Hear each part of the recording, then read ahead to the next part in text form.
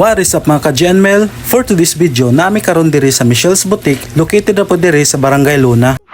Among gihapitan diri ang gown ug mga outfit para sa kaslonon. Tapos muditso na dajon mi sa Taganaan kay didto man ang venue sa kasal ni Ate Aileen ug ni Kuya Jinson. Pag-abot na mo sa Taganaan, ni diretso na dajon mi diri sa Katunggan Resto Park.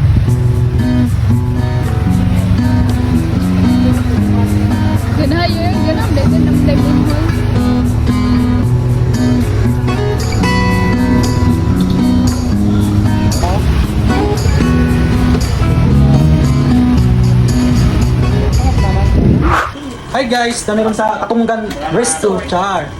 Kay mga ni mga soy. Dari tawag girl. Ring bearer. Maids of honor. Kaptokan, Bible bearer.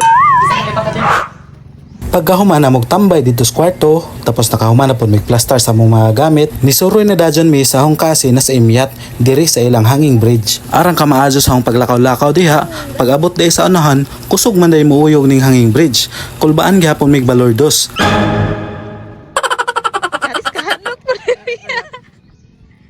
Picture Pagkahuman na pa picture kay Imyat, si Jana po yung gihimog model. Kay lisod sa buga ko repair mi starring. Kay apil sab na to si Jack kay si Jara bay nag-camera woman. Mautod niyang view pag nakatabok na ka sa hanging bridge. Pagkagabi nanganhin na dajon mi sa balay nila Ate Aileen kay para diri may manayhapon ug pagkahuman na mo panayhapon ni diretso na dajon mi diri sa simbahan nila. Nanganhin mi diri kay para mag-practice pi kadali unsaon pagpasok. Kay lisod sa pagpahipaso ra mi diha basin mo exit na hinon may imbes entrance.